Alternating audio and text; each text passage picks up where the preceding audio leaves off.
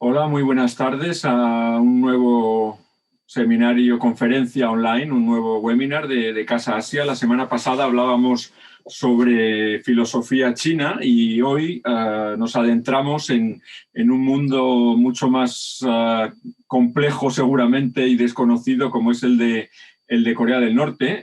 Hemos titulado este webcast Corea del Norte y la administración Biden, una nueva oportunidad para la península coreana. Son muchos ya los presidentes que han intentado resolver el problema con la península coreana y con Corea del Norte, desde los dos Bush, a Clinton, a Obama, a Donald Trump y ahora a Biden. Y esto es un poco lo que vamos a tratar hoy, las ventanas que se abren y las oportunidades a una relación con Corea del Norte. Y aunque no está en estos días en los medios, porque suele estar en los medios cuando hay noticias muy negativas, pero bueno, tiempo al tiempo, porque seguro que pronto habrá un ensayo de un misil o habrá alguna noticia que les vuelva a aparecer en los medios. Y tenemos la suerte de que nos acompañen hoy dos personas pues, muy especiales para la casa.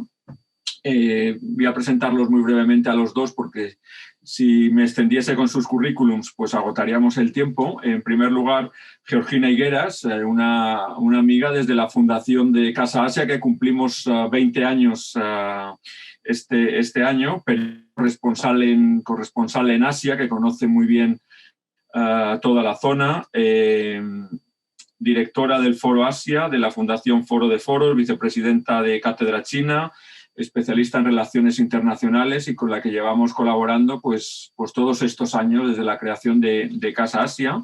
Y es autora también de varios libros, como por ejemplo En busca de mi hermana China, El despertar de Asia en el 2005 y China, la venganza del dragón del 2003. O sea que esto demuestra que ya había gente como tú, Georgina, que hace 20 años, casi 18, ya veía con una claridad mayor lo que iba a pasar en Asia y lo que iba a pasar en China, porque desde luego el título de China, la venganza del dragón, es muy sugerente hacia el terreno en el que nos dirigimos.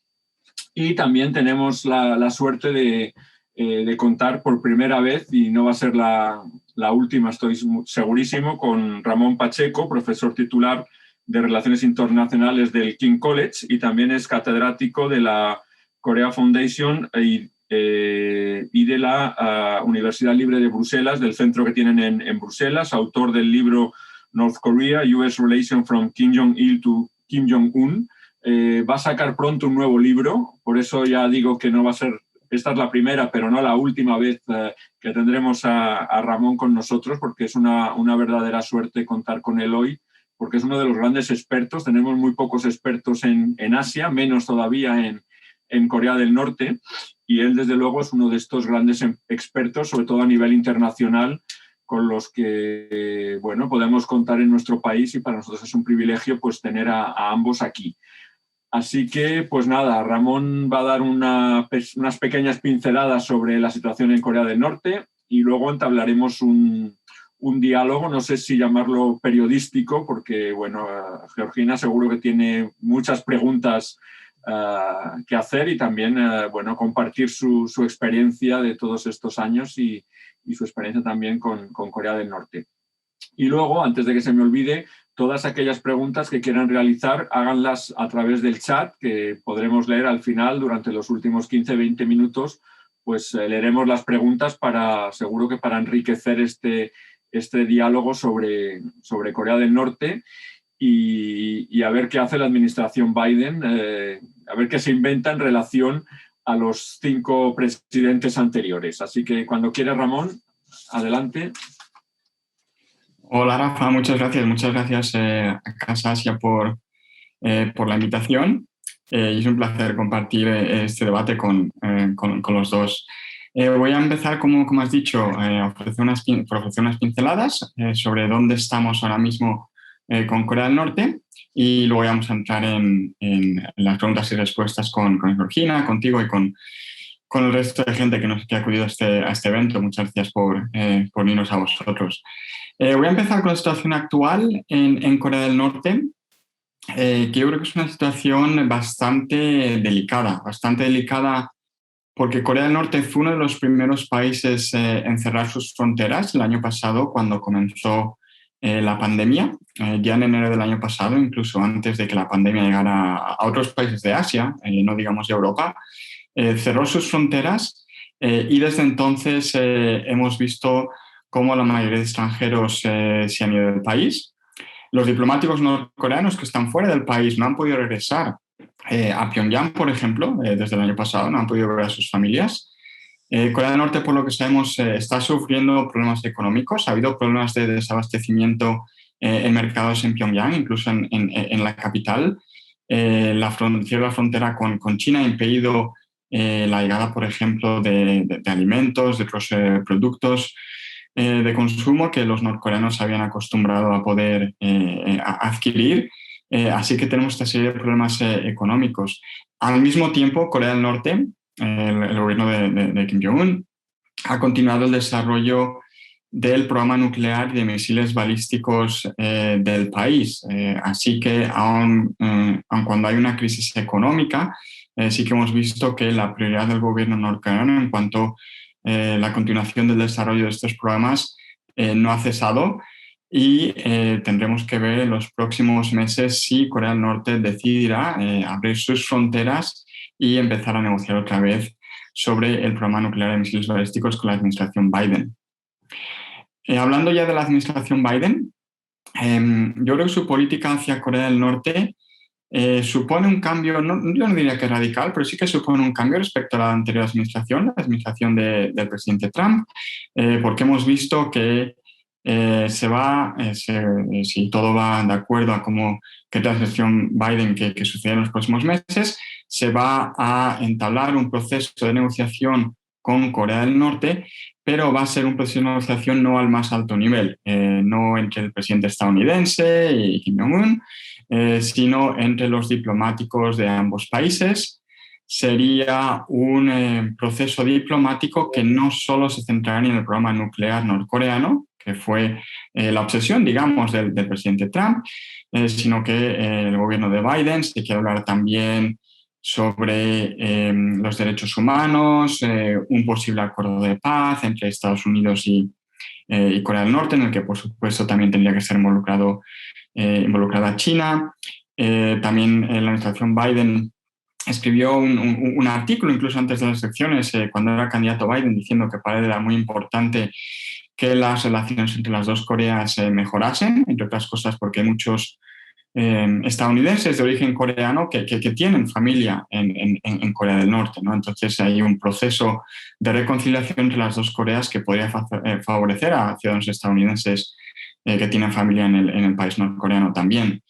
Pero al mismo tiempo Biden ha dejado muy claro que las sanciones van a continuar. El secretario de Estado Tony Blinken lo dijo el pasado fin de semana, van a continuar hasta que Corea del Norte tome la decisión de o bien abandonar su programa nuclear y de misiles balísticos también, o por lo menos sentarse a negociar y tomar unos primeros pasos en esta dirección. Así que hasta entonces las sanciones van a continuar siendo impuestas por Estados Unidos y por la comunidad internacional. Vimos la semana pasada que Biden se reunió con el presidente surcoreano, con Moon Jae-in, en Washington, y vimos que Biden se comprometió a que cualquier proceso con Corea del Norte, su punto de partida sea el acuerdo que alcanzaron Trump y Kim Jong-un en su famosa cumbre de Singapur en el 2018, lo cual, bajo mi punto de vista, es positivo, porque quiere decir que Estados Unidos no va a empezar de cero, pero también quiere decir que la administración estadounidense está jugando la política interna, porque este es un acuerdo firmado por un presidente republicano, con lo cual, por lo menos en teoría, el Partido Republicano no se podría oponer a un acuerdo que alcanzase Biden del Partido Demócrata con el líder norcoreano. Así que tendremos que ver qué es lo que pasa en las próximas semanas y en los próximos meses. Y por último, para esta introducción, quiero centrarme en el papel de Corea del Sur y de China, porque creo que es un papel fundamental.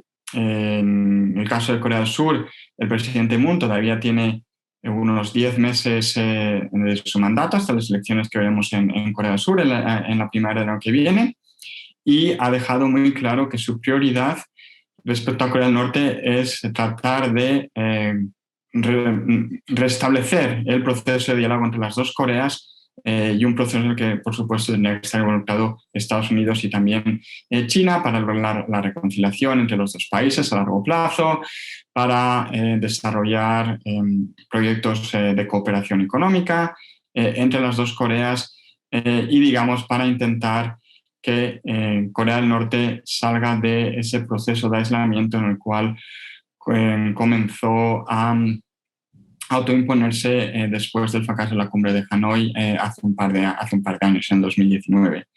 Respecto a China, aunque la relación entre China y Estados Unidos, como todos sabemos, ha empeorado estos últimos años, pero sí que es cierto que el gobierno de Xi Jinping ha dejado caer que sí que estarían dispuestos a colaborar con Estados Unidos en el tema de Corea del Norte, entre otras razones, por supuesto, porque China siempre ha estado opuesta al desarrollo del programa nuclear norcoreano, piensa que trae inestabilidad a la región, al nordeste asiático. Así que habrá que ver el papel que juega China en cualquier proceso entre Estados Unidos y Corea del Norte, y entre las dos Coreas también. Y lo voy a dejar ahí para la introducción y ya podemos pasar al debate que queremos tener. Pues nada, cuando quieras, Jordina. Gracias. La cámara es tuya. Muchas gracias. Bueno, lo primero, muchas gracias a Casa Asia.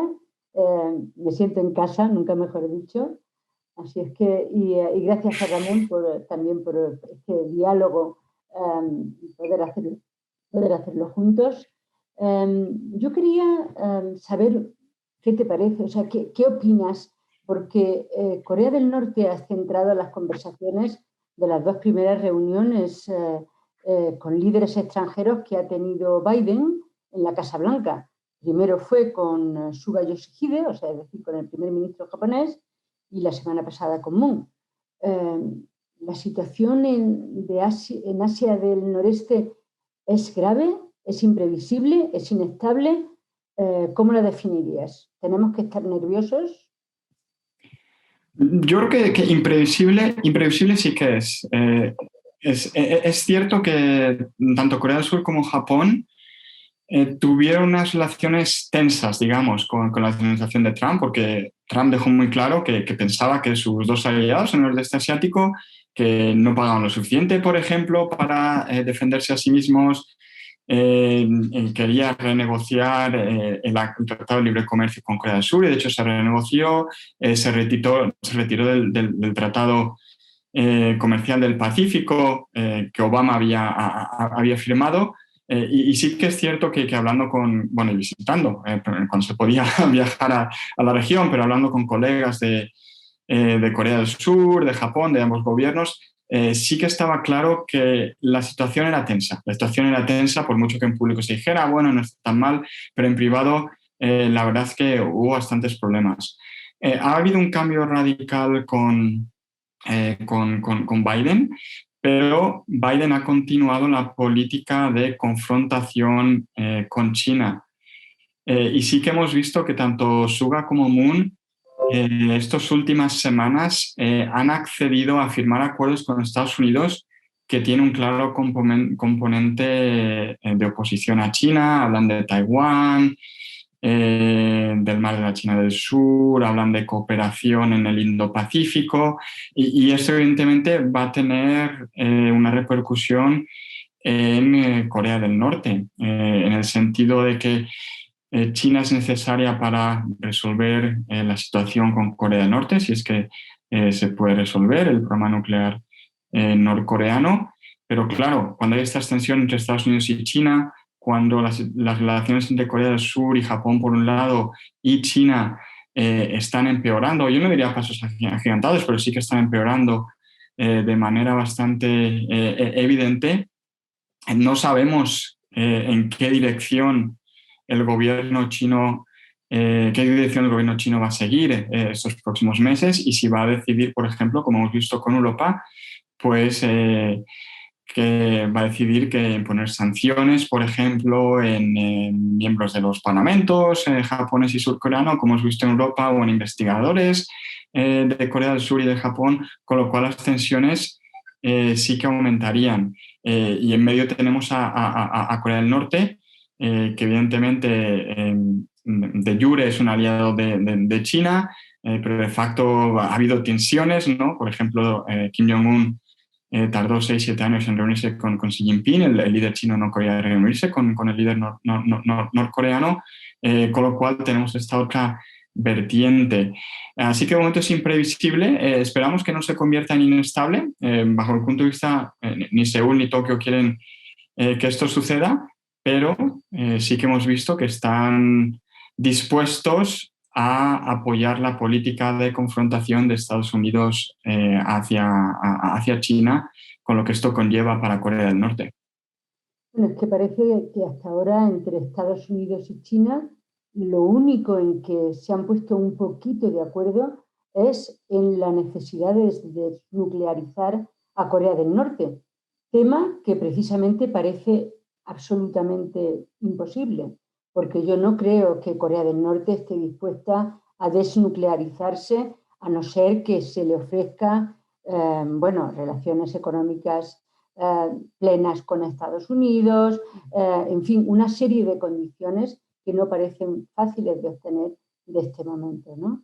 Y lo que está claro, como tú también dices, ¿no?, es que hay un enfrentamiento entre Estados Unidos y China que va avanzando, y yo, aunque los dos parece que están de acuerdo en que hace falta negociar para la solución de Corea del Norte,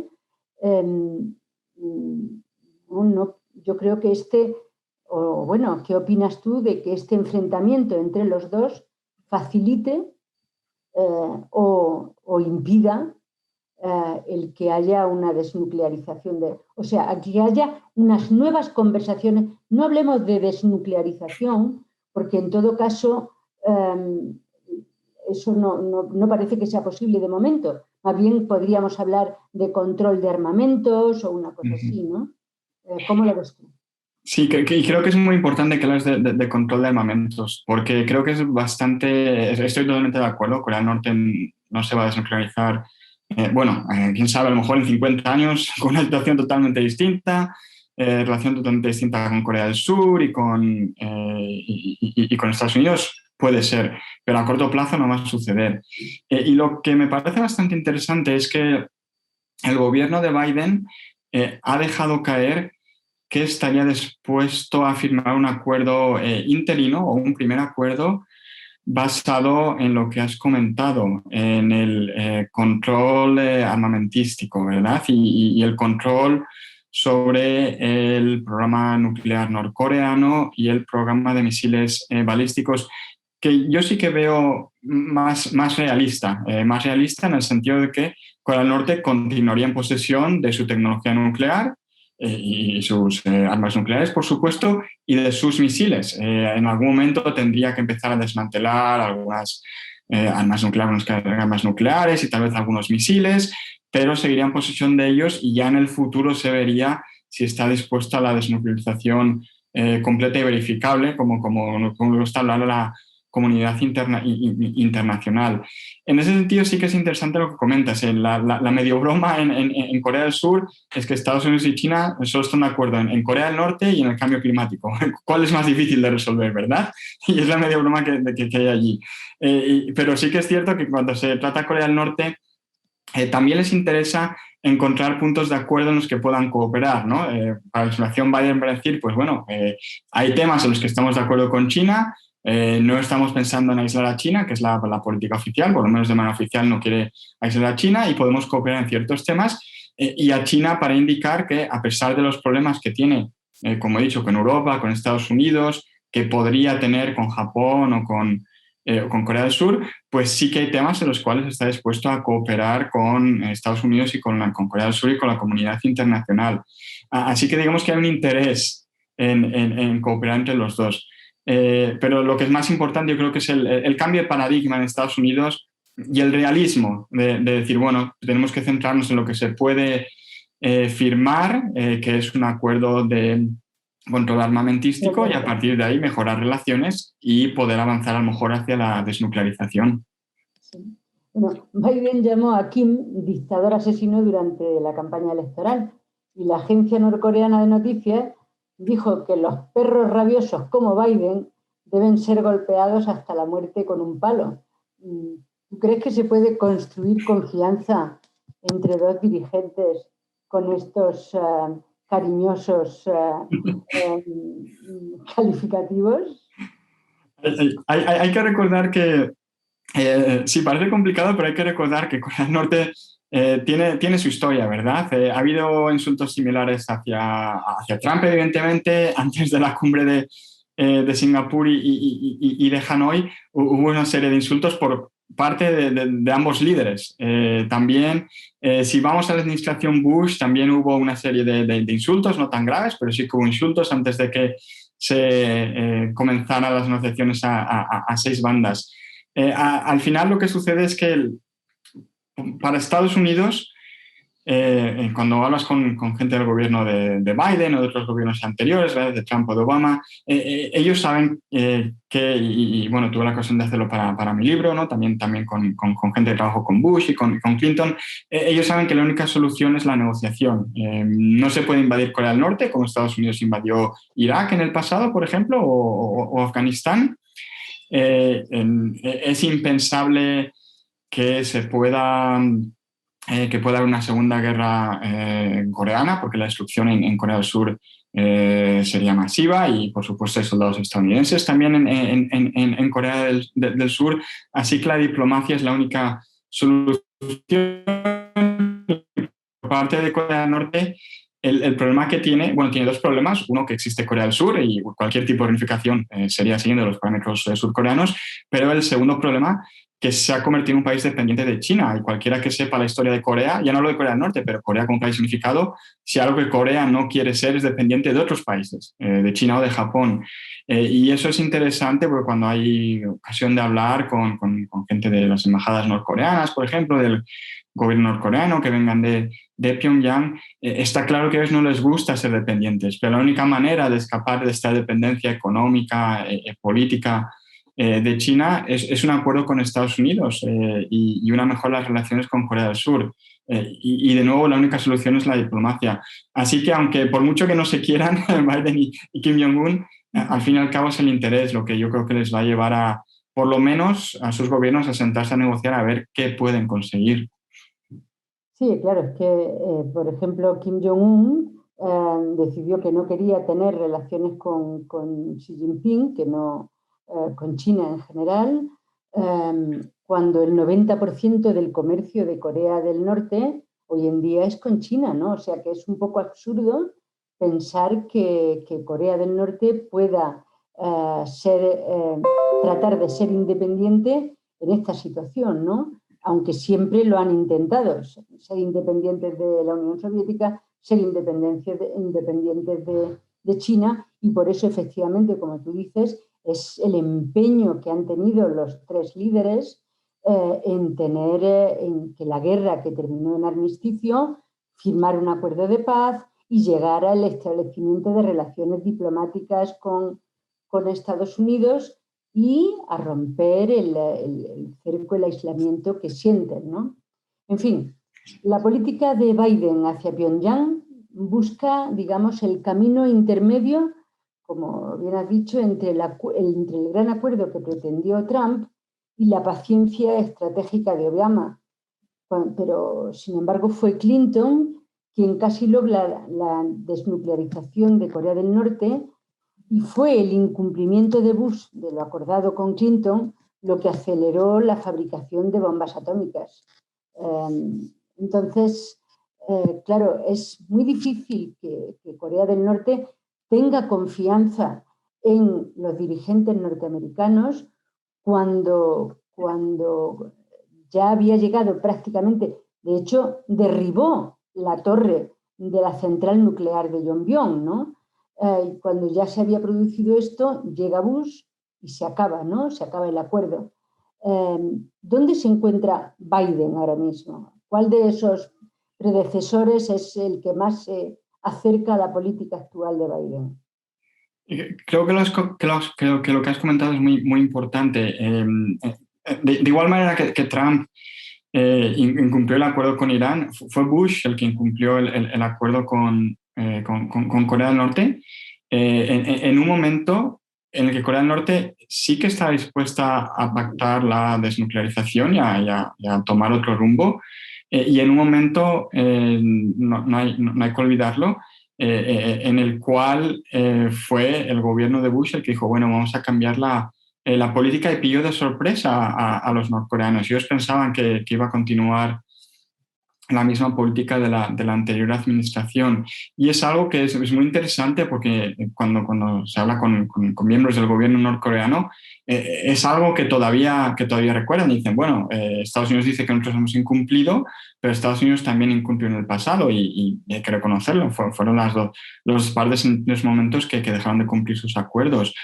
Lo que me parece muy interesante de la administración Obama es que, aunque los miembros del gobierno de la administración Obama que están desarrollando la política hacia Corea del Norte y el nordeste asiático son los mismos en su gran mayoría que estuvieron con Obama, su mentalidad ha cambiado. A mí me pareció muy interesante cuando estaba escribiendo el libro, que hablé con mucha gente que había trabajado con Obama, que ellos se habían dado cuenta de que habían fracasado con su paciencia estratégica, porque Corea del Norte había continuado su programa de ensayos nucleares y había llegado a desarrollar su programa de misiles balísticos a unas cotas insospechadas, ¿verdad? Unos misiles balísticos de largo alcance que pueden alcanzar cualquier punto de Estados Unidos, ¿verdad? Entonces ha cambiado su mentalidad, y eso me parece muy interesante. No quieren el gran acuerdo que pretende Trump, al que has aludido, porque les parece que, primero, sería muy difícil de implantar, que hace falta una serie de pasos intermedios y no un gran acuerdo, y que cualquiera de las dos partes en algún momento pueden decir, bueno, pues no vamos a continuar aplicándolo, o no sabemos cuál sería el siguiente paso. Entonces, que un acuerdo paso a paso. Pero también están en contra de la paciencia estratégica de Obama, y de hecho la revisión de la política hacia Corea del Norte, para los parámetros de antiguos gobiernos estadounidenses, que tardaron a lo mejor un año y medio en revisar la política hacia Corea del Norte, porque no era su prioridad, a lo mejor China, Oriente Medio era su prioridad, se ha realizado en 3 o 4 meses, lo cual indica, bajo mi punto de vista, que sin ser la mayor prioridad para Biden, ni mucho menos, sí que es cierto que quiere llegar a un acuerdo o quiere tratar de llegar a un acuerdo con Corea del Norte. Yo creo que el nombramiento de Sung Kim como el enviado especial a Corea del Norte es muy significativo. En el pasado tuve la ocasión de hablar con él un par de veces. Es una persona muy reconocida, que trabajó durante las negociaciones a 6 bandas, que luego fue embajador en Seúl, en Corea del Sur, que tiene una historia bastante interesante, ¿no? Porque sus padres son emigrantes que vienen de Corea. Sí que a nivel personal también está muy involucrado en la resolución del problema nuclear norcoreano. Creo que indica que Estados Unidos va a tomarse la diplomacia en serio, y que la paciencia estratégica de Obama es una cosa del pasado, a no ser que Corea del Norte decida que va a comenzar de nuevo a, por ejemplo, realizar ensayos nucleares, y en ese caso, pues sí que probablemente Biden diría, bueno, pues vamos a centrarnos en otros problemas, tenemos suficientes problemas a nivel interno e internacional, y a lo mejor volvería a esa política de paciencia estratégica que siguió Obama. Pero ahora mismo no es el camino que Biden quiera seguir, que bajo mi punto de vista es bastante positivo. ¿Pero tú crees que van a apostar por la recuperación de las conversaciones a 6, o de ahora en adelante vamos a ver una relación bilateral y unos acuerdos? O sea, en el fondo va a ser más lo que quiere Corea del Norte, que es negociar directamente con Estados Unidos. Creo que va a haber una mezcla. Creo que una mezcla en el sentido de que, incluso si nos sentamos si vamos al año 2007, 2008, cuando teníamos negociaciones a 6 bandas, en la práctica veíamos Estados Unidos y Corea del Norte reuniéndose de forma bilateral, por ejemplo en Berlín, en Suiza también, o sea que en Europa hubo reuniones, en China también, y luego su acuerdo lo llevaban a las negociaciones en 6 bandas, había unos retoques, pero los 2 acuerdos de implantación del 2007 eran básicamente acuerdos bilaterales. Estados Unidos ha dejado muy claro que quiere que Corea del Sur y que Japón sean parte de cualquier negociación con Corea del Norte. Tiene sentido bajo mi punto de vista. Si la prioridad de Estados Unidos es fortalecer las alianzas con estos 2 países, pues tienen que estar involucrados en las negociaciones, sobre todo Corea del Sur, por supuesto. Pero no me extrañaría que sí que hubiera unas negociaciones bilaterales dentro de un marco multilateral, que pueden ser a 6 bandas. También se está hablando de un marco a 4 bandas entre las 2 Coreas, China y Estados Unidos, Japón, Rusia, en algún momento podrían unirse también a las negociaciones, pero sí que creo que va a haber negociaciones bilaterales dentro de este marco multilateral, porque al fin y al cabo es lo que ha hecho Estados Unidos. Con Trump al fin y al cabo hubo negociaciones bilaterales, o si se pueden llamar negociaciones. Con Obama el único acuerdo que hubo en el año 2012 fue un acuerdo bilateral entre Corea del Norte y Estados Unidos, los 2 negociando sin la presencia de Corea del Sur o de China, y Bush, hijo, al final, durante los 2 últimos años de su mandato, en negociaciones bilaterales. Clinton hizo lo mismo, de hecho, el último año de su mandato, el último año y medio. Entonces, hemos visto que todos los gobiernos estadounidenses hablan de negociaciones multilaterales, pero cuando llega a resolver el problema que tiene Corea del Norte, bueno, al fin y al cabo quieren resolverlo por su propio interés, ¿verdad? Claro. El fallecido presidente surcoreano Kim Dae-jung fue el arquitecto de la política de reconciliación del Sol y quien firmó con Kim Jong-il, o sea, con el padre de Kim Jong-un, la declaración conjunta de la primera cumbre intercoreana, que fue en el año 2000 y se celebró en Pyongyang.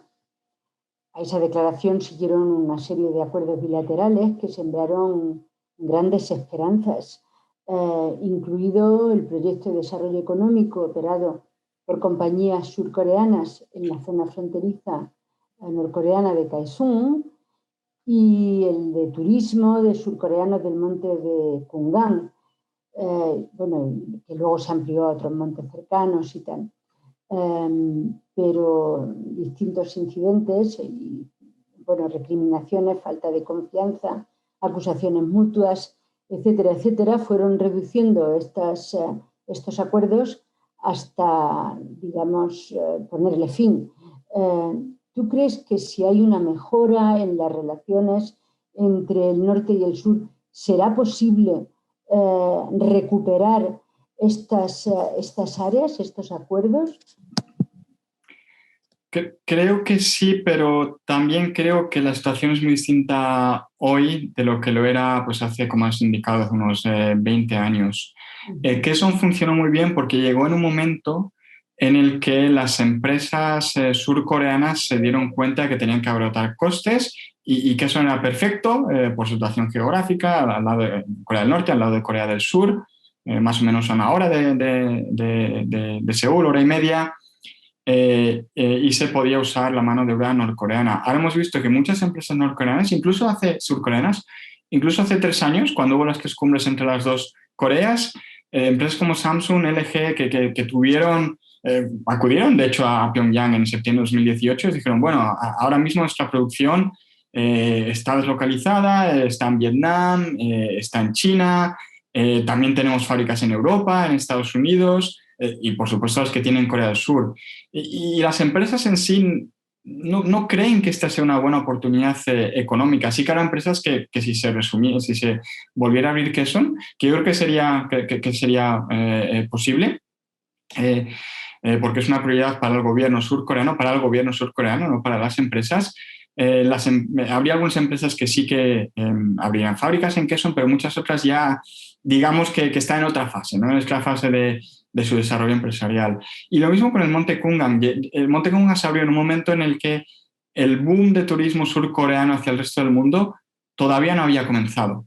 Muchos surcoreanos cuando iban de turismo todavía iban a la región, ¿no? Iban a Japón, a China, Ahora muchos surcoreanos, pues sí, a lo mejor les interesa al Monte Kumgang, evidentemente está lo de Corea del Sur, pero hoy viajan mucho a Europa, como todos sabemos, ¿verdad? Incluido a España, viajan a Estados Unidos, al sudeste asiático, así que estamos en las mismas. Se puede volver a abrir, pero Corea del Sur ha cambiado estos últimos 20 años. La sociedad surcoreana ha cambiado. Yo creo que sería más factible la reapertura de las líneas de comunicación o la apertura de las líneas de comunicación entre Corea del Sur y Eurasia a través de Corea del Norte. Se está hablando de líneas de ferrocarril, de carreteras, porque eso sí que le interesa a las empresas surcoreanas que podrían diversificar sus rutas de exportación, no solo por el mar o por los océanos, sino también podrían ir por esta otra ruta y podrían abaratar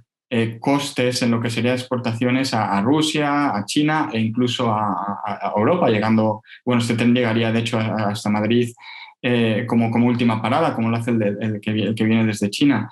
Entonces, esto me parece más factible y eso es algo que hay que dejar muy claro, que muchas empresas surcoreanas sí que las hay que todavía piensan que deben apoyar la reconciliación entre las dos Coreas, pero muchas otras dicen, bueno, estamos en competencia con empresas japonesas, taiwanesas, chinas, por supuesto de Europa y de Estados Unidos, y si tenemos que reducir costes o ser más competitivos, pues a lo mejor no nos interesa tanto un acuerdo con Corea del Norte. Y hay un último punto aquí, que es no solo Corea del Sur podría invertir en Corea del Norte. Corea del Norte, yo creo que ha dejado bastante claro que le gustaría atraer inversión de Japón, evidentemente de China y Rusia, de Europa, pero esto no ha sucedido incluso cuando no había sanciones. Yo creo que la razón es porque Corea del Norte, como país, como economía, no es tan competitiva como pudiera parecer.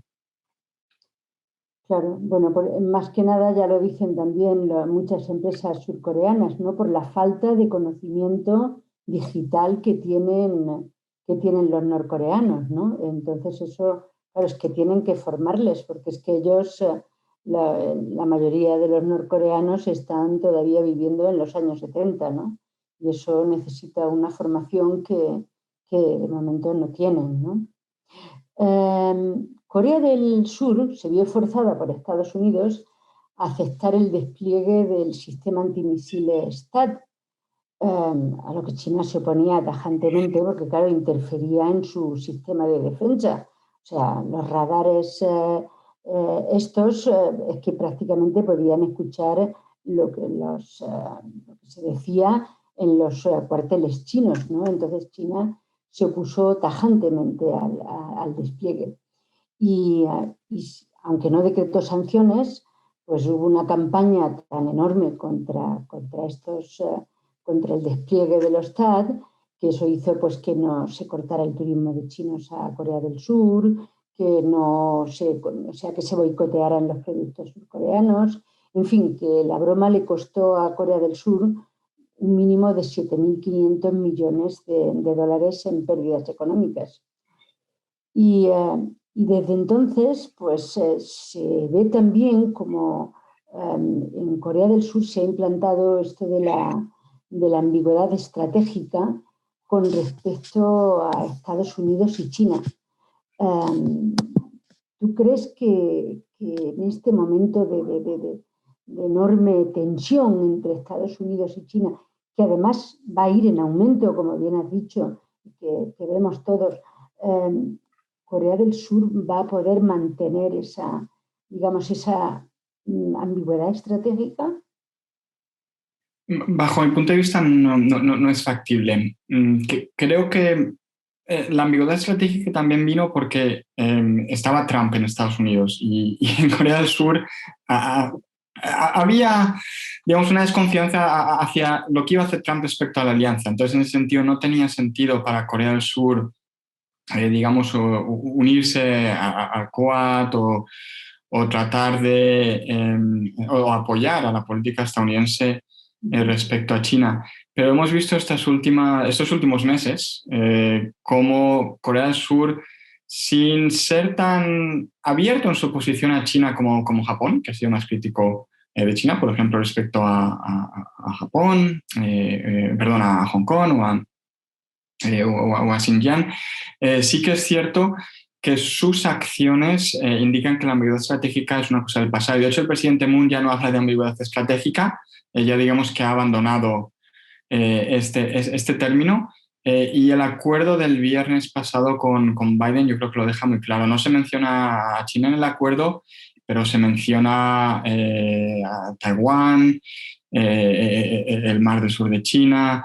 Se habla de la cooperación entre la política surcoreana hacia el sudeste asiático y la política estadounidense hacia el Indo-Pacífico. Se habla de derechos humanos y de hecho hoy mismo el embajador chino a Corea del Sur en una entrevista ha dicho que aunque no se menciona a China en el acuerdo, China sabe que el acuerdo también trata sobre su país. Lo que hay que ver ahora es cómo va a reaccionar China. Creo que el gobierno chino se dio cuenta de que su reacción tras el despliegue del sistema antimisil THAAD que has mencionado llevó a un distanciamiento con Corea del Sur y con la sociedad civil surcoreana, porque las percepciones de la sociedad civil surcoreana sobre China han empeorado dramáticamente estos últimos 4 o 5 años, que al final ha llevado a Corea del Sur a, si no a unirse al Quad, sí a colaborar con el Quad y con Estados Unidos. Así que ha sido contraproducente para China. Así que no estoy tan seguro que China vaya a reiniciar su campaña de sanciones de manera implícita contra Corea del Sur. Hemos visto que no lo ha hecho contra Japón, aun cuando Japón ha sido mucho más crítico con China. Y en parte es porque sí que es cierto que las dos economías, Japón y Corea del Sur, exportan mucho a China, pero exportan mucho a China porque las empresas de este país tienen que importar la tecnología que viene de estos dos países. Se está hablando mucho estos últimos días de los semiconductores que exportan Corea del Sur y Taiwán. Las empresas chinas necesitan esto. Así que no sé hasta qué punto China podrá seguir la misma política que siguió cuando se desplegó el sistema antimisil THAAD.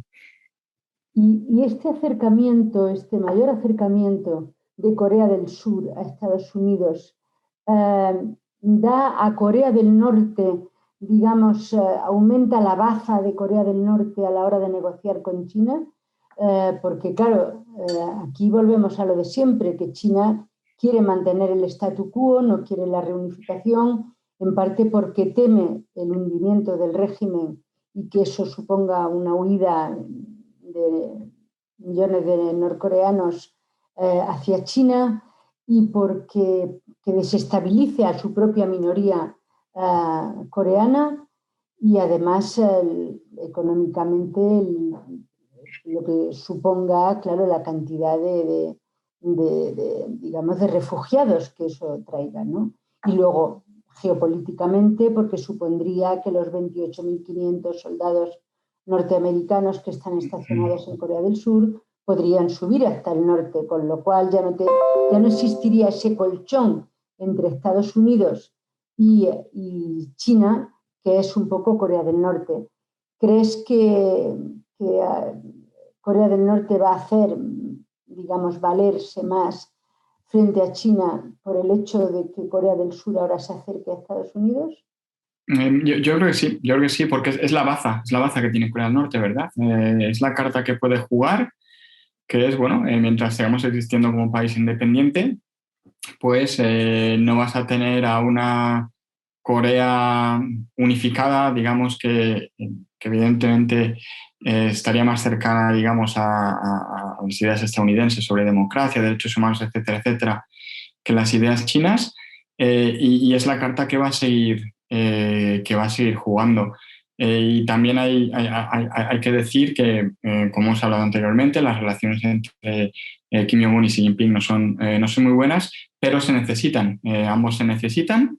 En el caso de China, como has dicho, porque una Corea unificada sería desastrosa para los intereses chinos, y en el caso de Corea del Norte, por el apoyo político y económico que viene de China. Así que esta relación de necesidad les va a llevar, bajo mi punto de vista, les va a llevar a estrechar su colaboración. Bueno, veo que hay bastantes preguntas, con lo cual, Rafa, si quieres, pues pasas a hacer las preguntas de Sí, los participantes para que sí. no estemos aquí.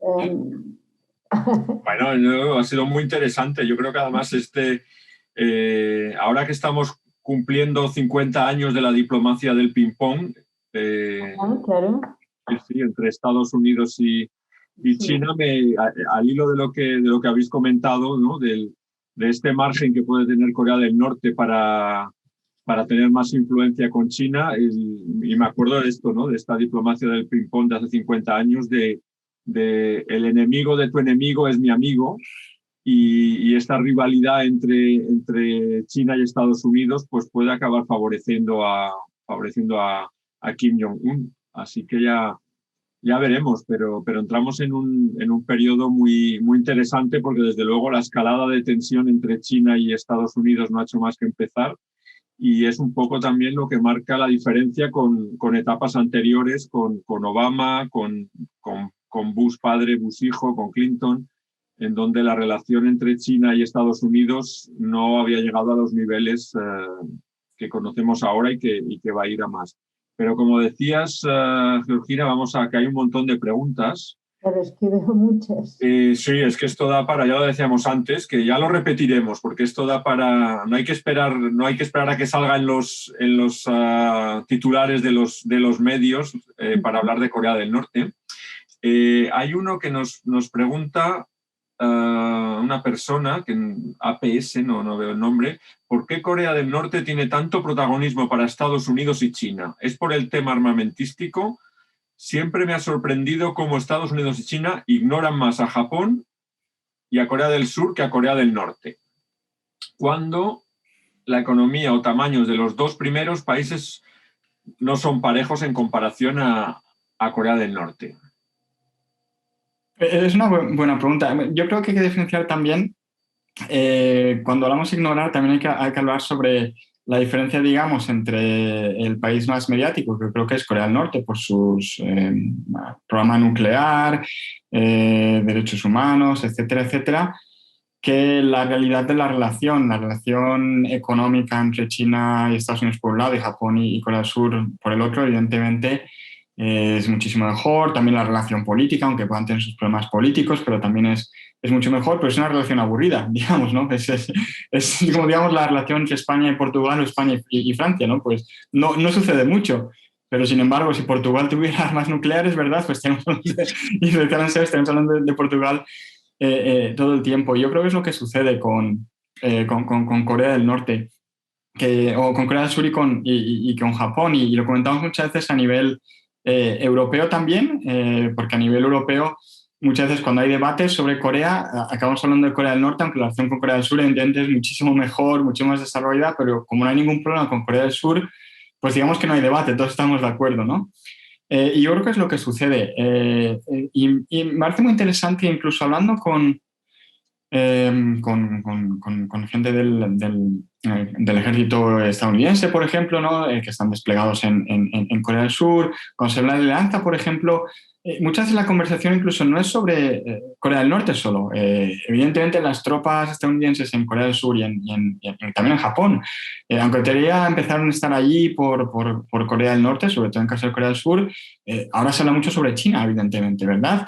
O sea que incluso muchas veces las apariencias engañan, ¿no? Tenemos tropas estadounidenses, no sé, 30.000 más o menos en Corea del Sur, que en teoría están ahí por si Corea del Norte pues lanza una nueva invasión sobre Corea del Sur, pero luego hablando con ellos pues te das cuenta de que China de hecho es su mayor interés hoy en día, ¿no?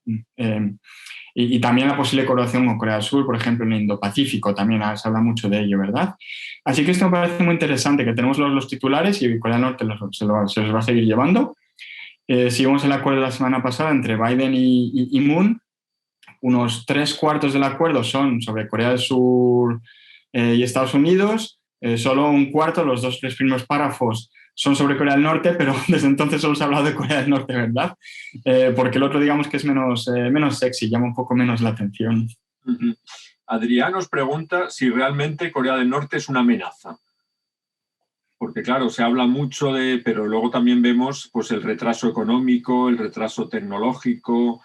¿Es realmente Corea del Norte una amenaza para Estados Unidos?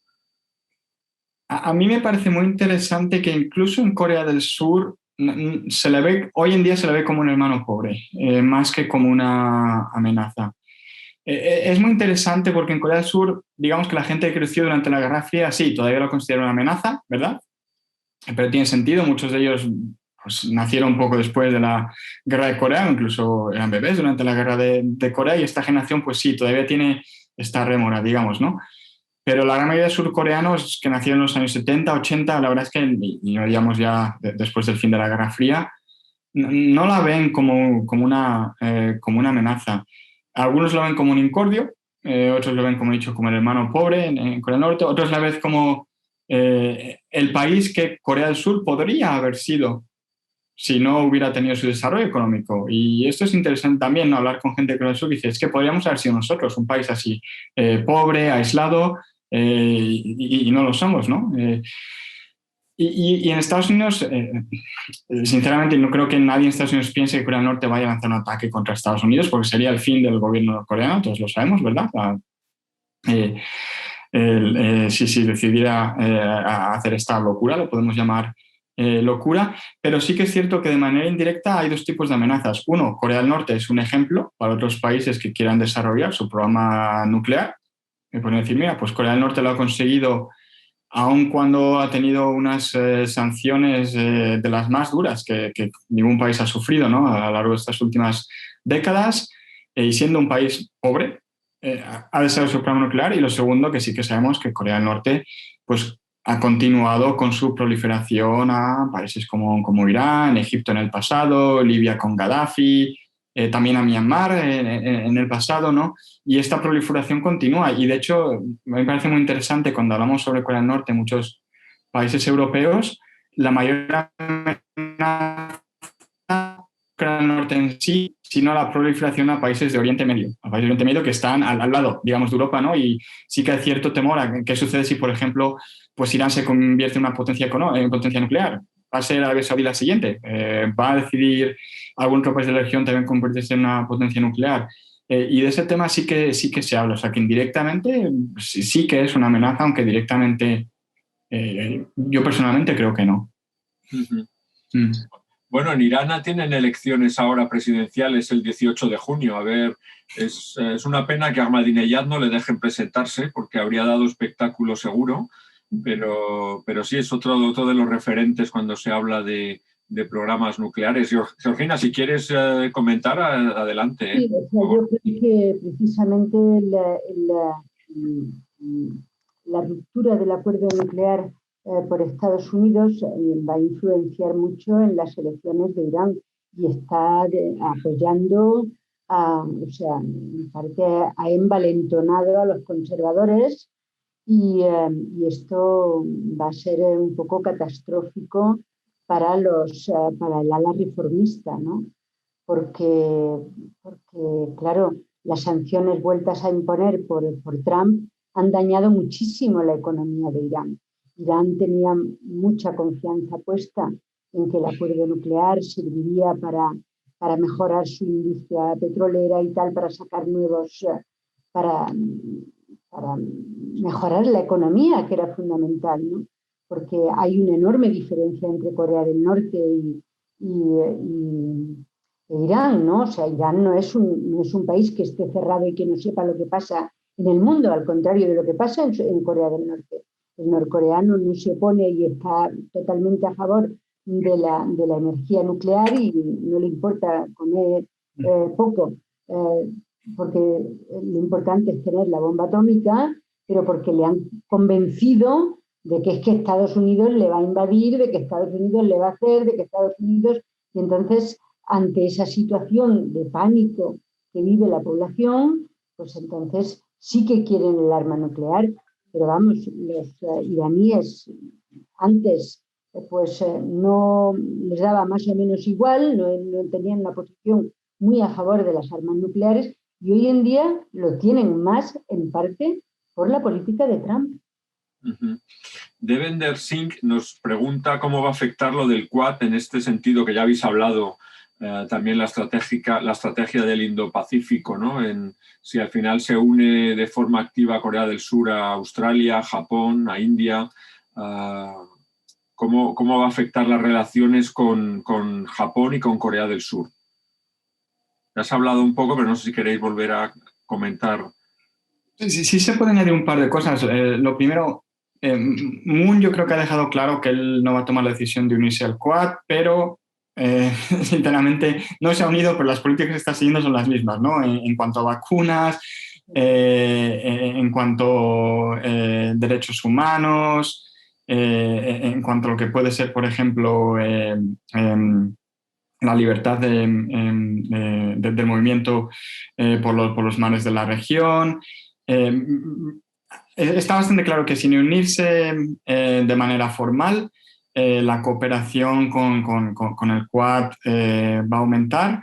A mí personalmente no me ha sorprendido. El año pasado ya, incluso cuando Trump todavía seguía en el poder, había gente dentro del gobierno de Moon, había una división dentro del gobierno de Moon, pero había gente dentro del gobierno que quería, si no unirse, sí que cooperar más, porque piensan que también es bueno para Corea del Sur. Piensan que Corea del Sur es más que Corea del Norte, ¿no? Que su política exterior es más que Corea del Norte y quieren estar involucrados en otros temas. Y lo segundo que comentar, que una de las relaciones más a corto plazo que ha llevado a Corea del Sur en tratar de cooperar más con el Quad es el hecho de que en la primera reunión que hubo de los líderes del Quad, en febrero, si no recuerdo mal, Corea del Norte se mencionó, ¿verdad? Corea del Norte se mencionó en esta reunión y Corea del Sur quiere tratar de influir en los distintos foros en los que se habla sobre Corea del Norte, quiere tratar de influir esta discusión. Lo quiere hacer en el G7 cuando participe el mes que viene, lo quiere hacer cuando el Quad lo discuta, por ejemplo, las Naciones Unidas, y yo creo que esto es lo que ha llevado a que Corea del Sur, como he dicho más recientemente, haya tomado esta decisión de cooperar con el Quad. Habrá que ver, porque si el año que viene tenemos elecciones, y hay los candidatos conservadores, yo creo que estarían muy dispuestos a unirse al Quad de manera formal, pero incluso en el ala liberal hay un par de candidatos que yo creo que no verían con malos ojos unirse al Quad, así que esto puede haber cambiado el año que viene cuando ya tengamos un nuevo presidente en Corea del Sur. Bueno, es que si las elecciones, que claro, nos encontramos con que Moon está en su último año de mandato, porque en Corea del Sur los presidentes solo pueden tener un mandato de 5 años. Entonces, claro, ya ese es un presidente débil, ¿no? Y luego, después de las elecciones pasadas, pues parece que los conservadores podrían llevarse el gato al agua en las elecciones presidenciales del año que viene. Y esto, pues a lo mejor también cambia la posición hacia Corea del Norte, porque los conservadores siempre han tenido una posición mucho más crítica hacia Corea del Norte y, como tú dices, Ramón, pues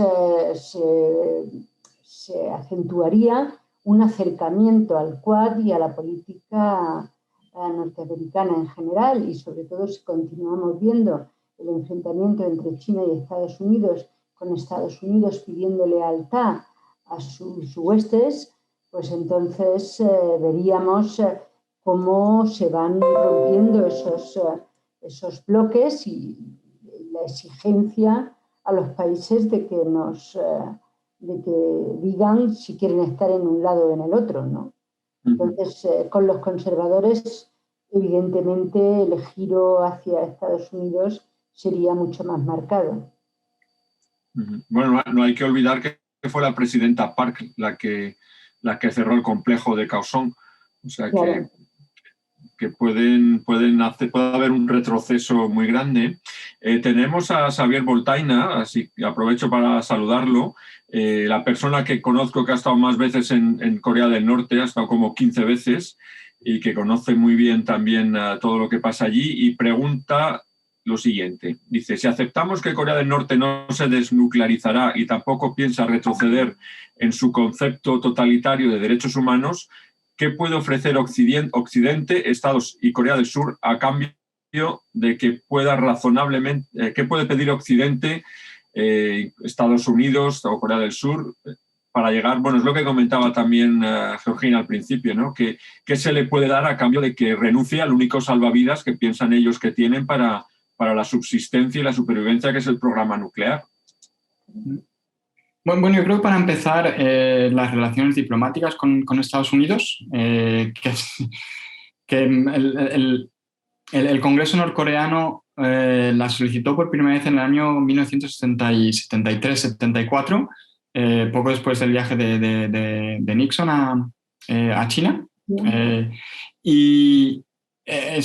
de hecho, en mi libro ya hablo de este tema. Ha sido, junto al desarrollo del programa nuclear norcoreano, ha sido el principal objetivo de la política exterior norcoreana desde entonces. Estamos hablando de casi pues 50 años de tratar de lograr este objetivo. El programa nuclear ya lo tiene, pero no tiene estas relaciones diplomáticas, y hay solo 3 o 4 países en el mundo que no tienen relaciones diplomáticas con Corea del Norte. Este es un gran fracaso de Pyongyang, y lo saben en Pyongyang, porque Vietnam, China, otros países comunistas tienen sus relaciones diplomáticas con Estados Unidos y ellos no.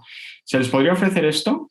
Un paquete no necesariamente de ayuda económica, pero sí por lo menos la apertura a la inversión extranjera. Con Corea del Norte es interesante porque estos últimos años, hablando con gente del gobierno, la ayuda económica no les interesa tanto como el recibir inversión extranjera y poder exportar al resto del mundo, que no pueden hacerlo por todo el sistema de sanciones que están impuestos en ellos, ¿verdad?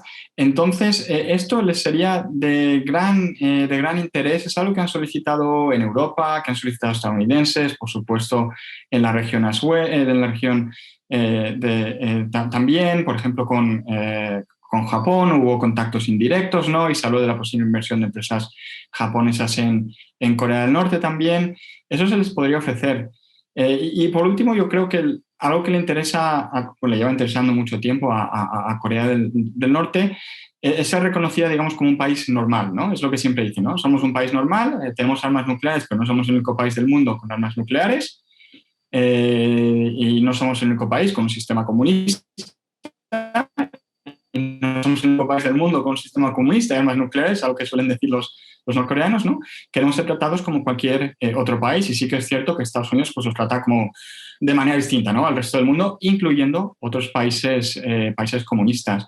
Yo creo que eso sería de gran interés para Corea del Norte, y como vimos, Kim Jong-un estaba muy dispuesto a viajar, viajó bueno, pues la frontera entre las dos Coreas, viajó a Vietnam, viajó a Singapur, y yo creo que es más parte de su política desde que llegó al poder, ¿no? A finales del 2011, de tratar de parecer un líder más normal de lo que le parecía a su padre, incluyendo viajar a otros países como puede hacer cualquier líder, ¿no? de cualquier otro país. Bueno, de hecho, en los acuerdos con Clinton estaba uno de los puntos principales, era el establecimiento de relaciones diplomáticas entre Estados Unidos y Corea del Norte, ¿no? Porque es que para Corea del Norte era un punto importantísimo. Y la firma del acuerdo de paz, claro. Así es que acabar con el armisticio. Sí, sí. Bueno, es una pequeña espina, ¿no? Que tienen clavados. Claro. Cuando en el 92 se establecen relaciones diplomáticas Corea del Sur con China, eso es una traición que la tienen todavía ahí atragantada. Bueno, estoy seguro que Donald Trump les prometió mucha inversión para crearles casinos, hoteles, todo el paquete. Seguro que les ofreció todo el paquete, pero no ha podido tener un segundo mandato para intentar hacer negocio. Y ya la última, tenemos más preguntas que tiempo, es una lástima. La última pregunta de Mark nos dice que hasta qué punto es importante la opinión pública en ambas Coreas.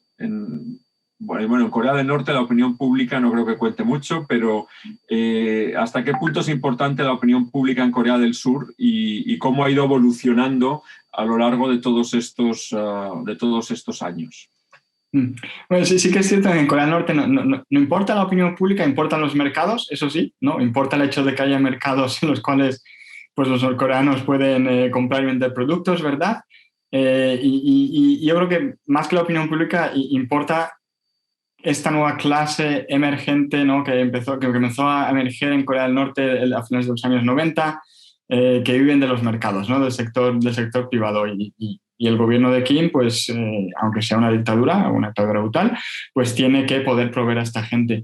En caso de Corea del Sur, a mí me parece interesante porque sí que es cierto que la gran mayoría de surcoreanos todavía apoyan la reunificación. Sí que es cierto que de distinta manera. Algunos surcoreanos querrían la absorción de Corea del Norte por Corea del Sur.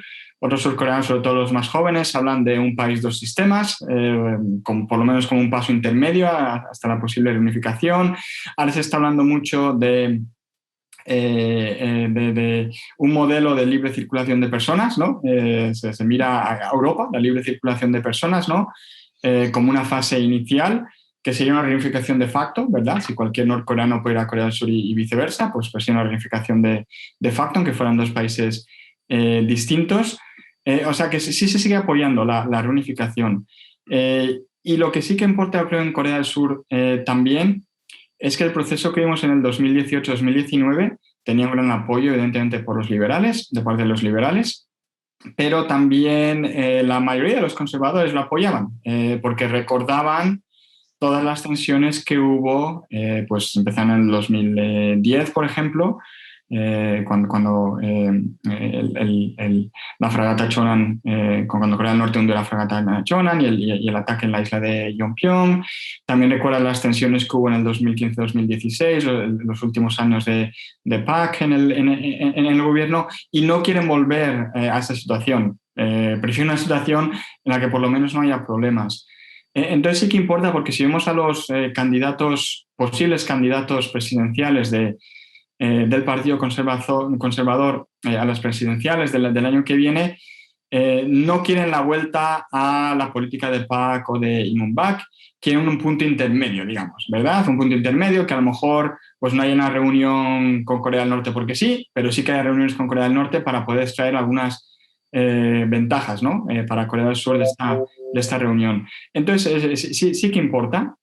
Y también importa en otro sentido, en el sentido de que si de repente la opinión pública surcoreana, digamos que por ejemplo hay un nuevo ataque de Corea del Norte a una fragata surcoreana, yo creo que evidentemente la opinión pública surcoreana cambiaría su opinión sobre Corea del Norte, y sería muy difícil para cualquier presidente tratar la reconciliación con Corea del Norte bajo estas circunstancias. O sea que en el otro sentido también importaría la opinión pública surcoreana, si se diese este caso.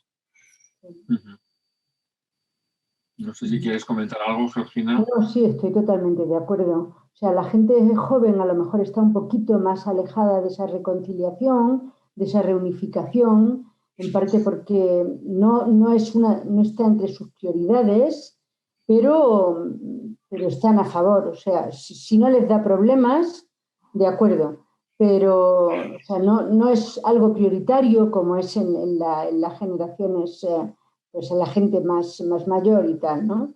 Pero sí, la reconciliación, o sea, la reunificación, reconciliación o libre tránsito de las personas es algo que se discute a diario, ¿no? Y bueno, había dicho que era la última, pero nos ha llegado otra muy interesante de Keral Boadella, que pregunta sobre cuál es el impacto que tiene todavía este tipo de actuaciones que suelen tener en Corea del Sur, de enviar panfletos, globos con DVDs, incluso a veces con dinero, con panfletos, y además que está ligado a una ley surcoreana que criminaliza este tipo de envíos en la frontera. ¿Qué impacto sigue teniendo en la población en Corea del Sur? Y en Corea del Norte, cuando, claro, que recibir un DVD te ponen una vez que pasa la frontera, estos globos enormes te ponen en un compromiso. Bueno, la verdad es que el impacto de los globos, lanzamientos de globos, ha disminuido estos últimos 20 años, 25 años, desde la hambruna a mediados de los años 90, porque la mayoría de la información viene por la frontera de China, ¿verdad? Entonces, DVDs, también libros, pasado de vídeos, por supuesto, sí, efectivamente, llega a través de China.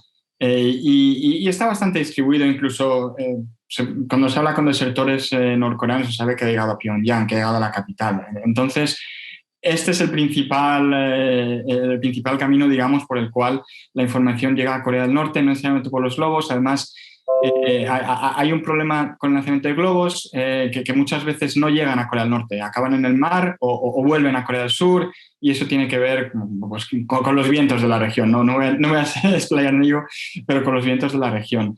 E incluso cuando llegan a Corea del Norte, suelen caer cerca de la frontera, que es una zona deshabitada. Es una zona deshabitada. Sí se sabe o sí que parece que algún soldado norcoreano le ha llegado el globo y ha decidido desertar por la información que le ha llegado, pero la mayoría de los desertores y la información llega a Corea del Norte a través de la frontera con China. En cuanto a Corea del Sur, es interesante porque sinceramente ha habido más debate sobre esta ley fuera de Corea del Sur que en Corea del Sur en sí.